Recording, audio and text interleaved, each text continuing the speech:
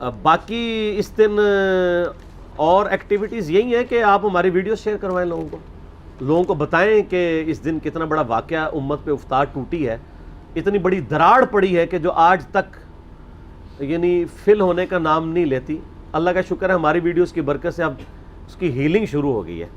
Healing ضروری ہے، ورنہ تو امام مہدی علیہ السلام سنی میں آگے تو شیعہ نے انکار کر دینا ہے، شیعہ میں آگے تو سنیوں نے انکار کر دینا ہے۔ تو یہ ضروری ہے کہ امام مہدی کے آنے سے پہلے پہلے یہ سنی شیعہ کی تفریق اور اس کے اندر بھی جو سب ڈویژنز ہیں وہ ختم ہو کے لوگ جھوم جھوم کے کہیں کہ نہ میں وہابی، نہ میں بابی، میں ہوں مسلم علمی کتابی، نہ ہم سو کالڈ وہابی ہیں، کوئی علمی بات کر دے اسے وہابی کا طعنہ دیتے ہیں، اور نہ ہم بابوں کا دفاع کرنے والے باب بھی ہیں، ہم عام سے مسلمان ہیں علمی کتابی۔ تو یہ کرنا چاہیے۔ باقی جو خلاف شرع ایکٹیویٹیز ہیں وہ نہیں ہونی چاہیے، میں تو ان چیزوں کو کنڈیم کرتا ہوں۔ پروگرام کروائیں، مجالس کروائیں، اس میں اہل بیت کا ذکر کریں، بالکل اجتہاداً یہ ٹھیک ہے۔ ربیع الاول شریف میں نبی علیہ السلام کا مبارک ذکر کریں، بالکل ٹھیک ہے۔ میں نے بتایا سب کے سب کر رہے ہیں۔ اب بڑا دکھ ہوتا ہے، اب یہ پچھلے دنوں آپ دیکھیں پرسوں جمعہ تھا 6 محرم کا، اب 6 محرم کے جمعے میں بجائے فضائل اہل بیت بیان کرنے کے آپ اور طرف لگ پڑے میں، خصوصاً اہل حدیث کی آپ ممبروں سے دیکھیں گے تو وہ شیعہ کے خلاف تقریریں کر رہے ہوں گے، اور محرم کے چاروں جمعے اسی میں گزار دیں گے، تو پھر اہل بیت کا ذکر کب آئے گا؟ اس کے اوپر کیوں نہیں ٹائم لگاتے؟ آپ کریں، اپنی بڑھاس نکالیں، اگر شیعہ کو حق ہے تو آپ کو بھی حاصل ہے، کریں آپ ضرور، لیکن اہل بیت کو اگر آپ آن کرتے ہیں تو ان کا بھی ذکر خیر کر لیں۔ ٹوٹل آپ کے اسی اوپر لگا ہوا ہے، اور جناب آپ عظمت صحابہ، اور عظمت صحابہ سے مراد خلفائے راشدین نہیں ہوتے، وہ 2-3 بندے ہی ہیں جن کی عظمت کی ان کو فکر پڑی ہوئی ہے، ٹھیک ہے، جن کی عظمت بخاری اور مسلم میں بڑے اچھے طریقے سے بیان ہوئی ہے، وہ میرا واقعہ کربلا والا ریسرچ پیپر پڑھ لیں۔ زیادہ میں زبان درازی نہیں کرتا۔ میرا یوٹیوب پہ ایک کلپ ہے، لاکھوں لوگوں نے دیکھا ہے، رپلائی ٹو مولانا الیاس قادری اون حضرت معاویہ رضی اللہ تعالیٰ عنہ، اس میں نے وہ ساری عظمتیں کھول کے بیان کی ہیں، وہ آپ دیکھ لیجئے گا، بخاری مسلم کی روشنی میں، اصول الکافی کی روشنی میں نہیں۔ ٹھیک ہو گیا؟ اگلا سوال یہ ہے کہ محرم الحرام میں اہل تشیع کی جانب سے ماتم، جھولے، تابوت اور اس طرح کے جو افعال کیے جاتے ہیں، کیا یہ شرعی طور پہ درست ہیں؟ کوئی شریعت سے اس کا تعلق نہیں، سب کی سب بدعات ہیں، دین کے اندر ایگزیجریشن کی گئی ہے، اور اس سے بھی آگے بڑھ چکے ہیں، اب تو زنجیر زنی اور چھریاں مارنے تک بات آ چکی ہے۔ حالانکہ مفتی اعظم جو ہیں ایران کے خامنائی صاحب، ان کا فتویٰ ہے کہ یہ حرام ہے چھری مارنا اپنے آپ کو، لیکن آپ کو پتہ ہے انڈیا، پاکستان، بنگلہ دیش میں جو شیعہ ہیں یہ تو شیعہ ہے ہی نہیں ہے، یہ تو ذاکرین کے فالورز ہیں، کوئی علمی شغف ان کا ہے نہیں ہے۔ انہوں نے رسومات کا نام جو ہے وہ اہل بیت اور مکتب اہل بیت اپنے آپ کو کہہ رہے ہیں۔ مولانا اسحاق صاحب رحمہ اللہ تعالی، جن کی بڑی ایکسپرٹیز تھی اس فیلڈ میں، انہوں نے باقاعدہ شیعہ کی فقہ کی کتابوں سے بتایا کہ ماتم کرنا حرام ہے۔ وہ آج کے علماء کی لکھی نہیں، پرانی ہے۔ یہ بدعات ہیں جو انہوں نے داخل کی ہیں، جیسا کہ کئی بدعات اہل سنت کے ہاں بھی داخل ہو گئی۔ یکم محرم کا جلوس بھی تو بدعت ہے نا، اگر 10 محرم کا بدعت نکالا ہوا انہوں نے، پروگراموں کے میں خلاف نہیں ہوں، آپ کریں، سارے خلفائے راشدین کے پروگرام کریں، لیکن سڑکیں بلاک کر کے لوگوں کو تکلیف میں ڈالنا، مریض ہاسپٹل تک نہ پہنچ سکیں، بچے سکولوں تک نہ پہنچ سکیں، اور اس طریقے سے یہ معاملات کو کرنا، یہ نہیں ہونا چاہیے۔ آپ کنٹرول انوائرمنٹ کے اندر کسی گراؤنڈ میں سرمنی کریں، کسی مسجد میں کریں، کسی امام بارگاہ میں کریں، ضرور کریں، لیکن یہ جو باقی جو چیزیں، یہ جھولے اور ذوالجناح کے جلوس نکالنا، اور یہ پنجے اور اس کے نیچے سے گزرنا، اور پھر آج کل تو گھوڑوں کو دفنا بھی رہے ہیں، ٹھیک ہے، تو یہ سب کے سب بدعات ہیں دین میں داخل کی ہیں، اور اس کی وجہ سے شیعہ کی ان ایکٹیویٹیز نے یعنی مکتب اہل بیت کو نقصان پہنچایا ہے۔ بجائے کہ ان کی تعلیمات کو سامنے لایا جاتا، ان لوگوں نے ان معاملات میں ڈالنا شروع کر دیا۔ ماتم بھی بالکل حرام ہے۔ میں نے یوٹیوب پہ میرا کلپ آلموسٹ 20 لاکھ کے قریب لوگ دیکھ چکے ہیں، ماتم کے حق میں شیعہ کے 3 دلائل، میں نے اس کا جواب دیا ہے، اور اس میں جو ایک ٹاپ آف دا لسٹ یہ پیش کرتے ہیں، میں حصول برکت کے لیے عرض کر دیتا ہوں۔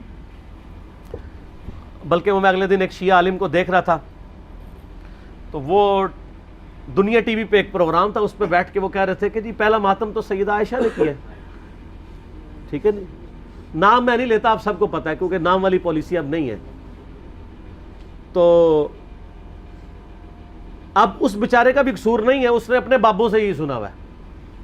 اس نے مسند احمد خود کھول کے بھی نہیں کبھی دیکھی ہوگی, سنی انہوں نے نہیں کھولی بھی, تو اس بیچارے نے کہاں سے کھولنی ہے, جن کی اپنی کتاب ہے. ہم نے بہت پہلے ریکارڈنگ کرا دی کہ مسند احمد میں آگے الفاظ ہیں. سیدہ عائشہ کہتی ہیں, اتنا حصہ تو بخاری مسلم میں بھی موجود ہے, کہ نبی علیہ السلام کی وفات میری گود میں ہوئی. تو سر اس سے سیدہ عائشہ کی یہ فضیلت تو ثابت ہوئی کہ اللہ تعالیٰ نے اپنے محبوب صلی اللہ علیہ وسلم کو سیدہ عائشہ کی گود میں وفات دی, تو یہ فضیلت بھی تو ثابت ہو رہی ہے نا. تو یہ بھی فضیلت پھر مانے نا. جیسا کہ اہل حدیث جب وہ موزوں پہ مسح, جرابوں کے مسح کی بات شروع کرتے ہیں تو کہتے ہیں وہ تو بخاری مسلم میں پگڑی پہ مسح کی بھی حدیث ہے.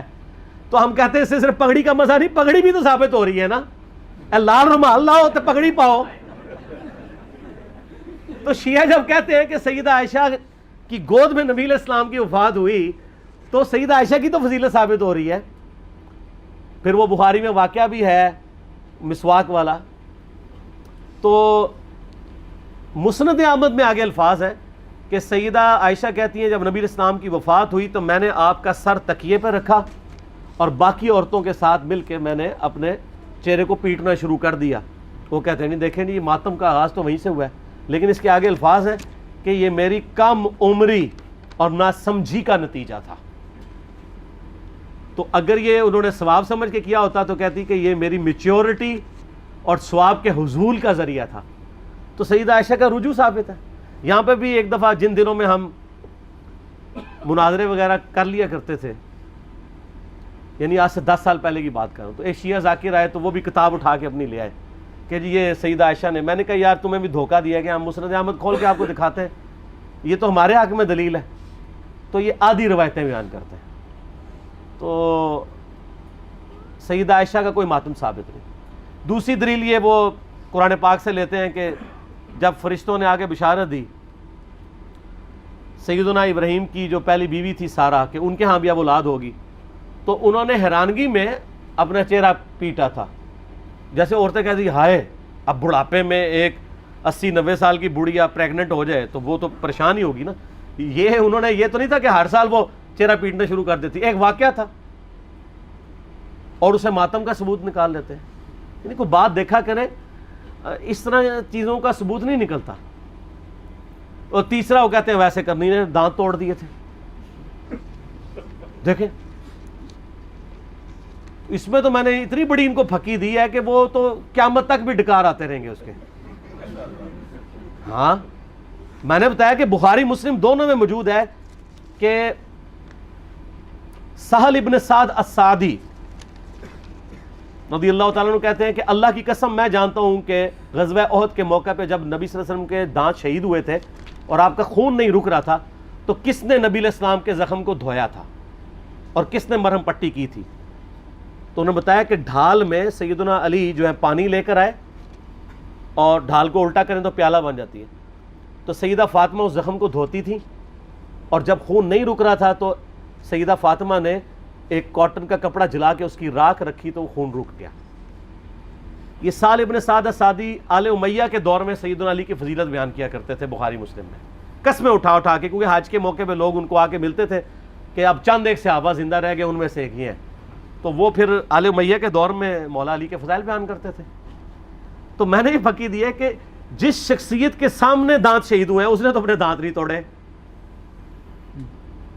زیادہ افیکٹ تو اس بندے پہ ہو جس نے اپنی آنکھوں کے سامنے مرم پٹی کی, یعنی سیدنا علی اور سیدہ فاطمہ, انہوں نے دانت توڑے ہیں دونوں نے. کیا تو کیا اویسے کرنی کو آپ ان سے بڑا عاشق رسول کہیں گے؟ تو اپنے ایمان کی فکر کریں. یہ تو ویسے کرنی اس تصور سے خود بھی کانپ اٹھیں گے. المستدرک الحاکم میں موجود ہے کہ سیدنا ویسے کرنی رحمہ اللہ تعالی جنگ صفین کے موقع پر مولا علی کے پاس آئے, ان کے ہاتھوں پہ بیعت کی اور معاویہ بن ابی سفیان کے خلاف لڑتے ہوئے شہید ہوئے ہیں مولا علی کی طرف سے. یہ المستدرک الحاکم میں موجود ہے. تو جو شخص خود علی کا مرید ہے اس کو آپ جو ہے وہ علی سے بڑا عاشق رسول ثابت کریں گے؟ جعلی واقعات ہے. صوفیاء نے پھیلائے, شیعہ نے بھی ہاتھوں ہاتھ لے لیے. اس سے بڑی بات پھر کہنا شروع کر دیا کہ جناب کیلا ویسے کرنے کے لیے نازل ہوا ہے. اور ظالموں, وہ کیلے کا ذکر قرآن ہی موجود ہے. کیلا پہلے دا ہے, اللہ دے بندیو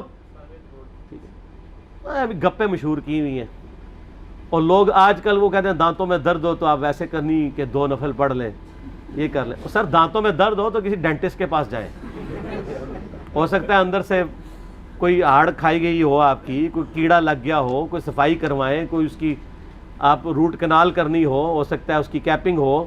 ٹھیک ہے، تو یہ اس طرح کی کہانیاں نہ کرایا کریں. ہاں مسواک بھی کریں، وہ تو کرنی چاہیے جی، اس کی تو تاکید ہے. ٹوتھ برش بھی کرنا چاہیے. ٹھیک ہو گیا، صحیح ہے جی. اس سے یہ پوچھنا تھا کہ ویسے کرنے کی سنت پہ عمل کرتے ہوئے دانت بھی موجود ہیں، کیلے بھی موجود ہیں. ہاں جی، کیا مطلب؟ اگر ویسے کرنے کی سنت پہ عمل کیا جائے ہاں پاسبل ہے. ہاں بالکل صحیح بات ہے. یہ مشورہ دے رہے ہیں کہ جو ویسے کرنے کی دلیل لیتے ہیں وہ ان کے دانت توڑیں اپنے، کیلے ان کے لیے موجود ہیں. بالکل ٹھیک.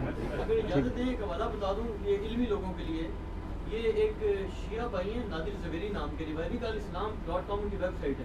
انہوں نے اس میں پورا آرٹیکل دیا ہے جس میں انہوں نے ثابت کیا کہ شیعوں کے پاس کچھ بھی نہیں اس معاملے میں، سارا صوفیوں سے لیا. ہاں لیکن شیعہ اس کو مانتے نہیں ہیں نا، اس لیے ان کا حوالہ ہم کوٹ نہیں کر سکتے. نادر کو وہ کوٹ ہی نہیں کریں گے. جس طرح ڈکو صاحب کا ہم حوالہ دیں، وہ کہتے ہیں ڈکو تو وابی ہے، وہ کہتے ہیں وابی شیعہ. تو شیعہ کو وہی حوالہ دینا ہوگا جس کو وہ اون کرتے ہوں. جس طرح میں نے خامنائی صاحب کا کیا، ان کو وہ اون کرتے ہیں نا.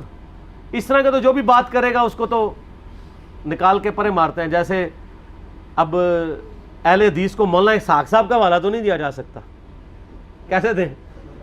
ٹھیک ہے، وہ انہوں نے نکال دیا ہوا ہے. ٹھیک ہو گیا.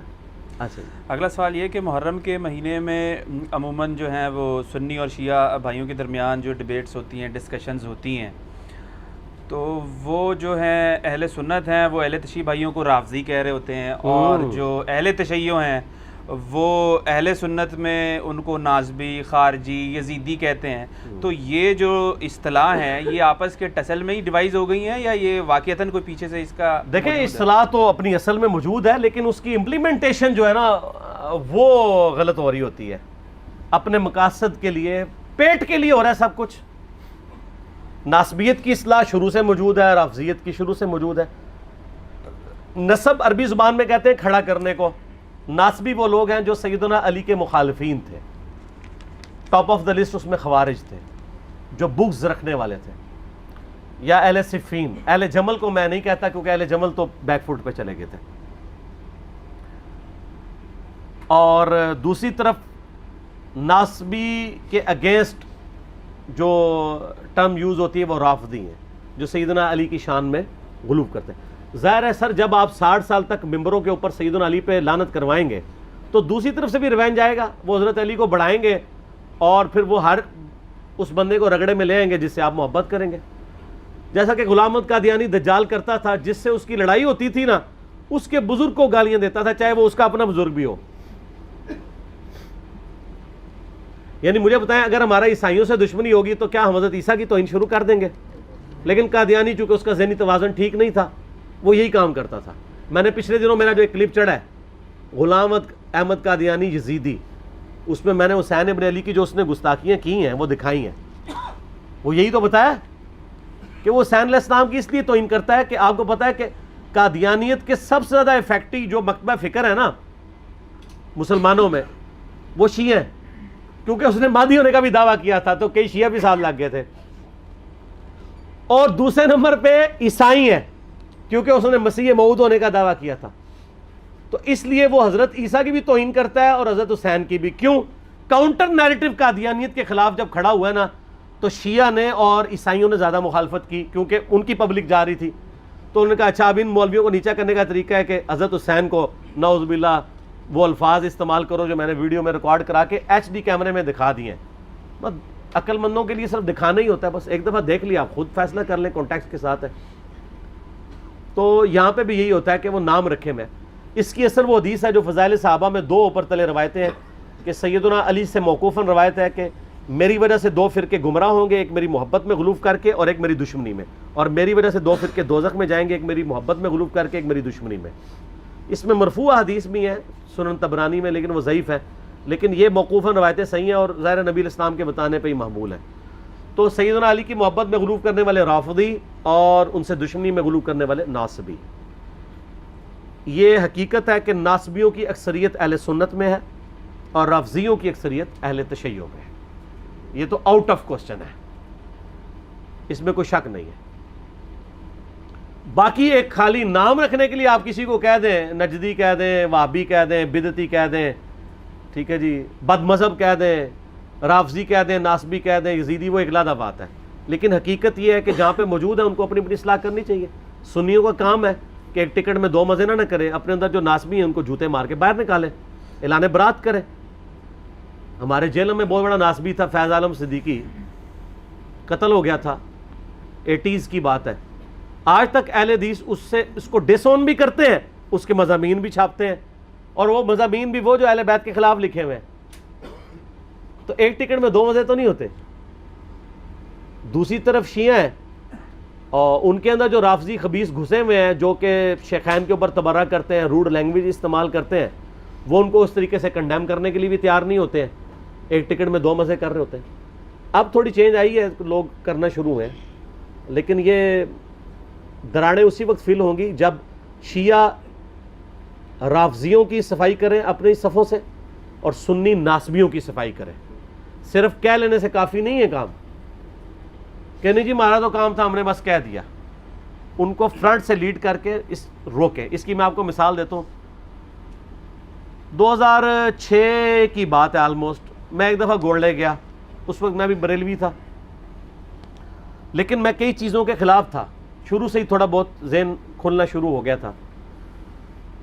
تو وہاں کے جو مفتی تھے، میں نے ان سے کہا کہ یہ یہاں پہ عورتیں آ کے، بے پردہ عورتیں یہاں مزارات پہ آ رہی ہیں، ان کو آپ منع کیا کریں۔ ان کا جی ہم نے وہاں بورڈ لکھ کے لگا دیا ہے نا، اور کیا کریں، بورڈ لکھ کے لگایا ہوا ہے گاؤں کی عورتوں کے لیے، ان کو پڑھنا بھی نہیں آتا۔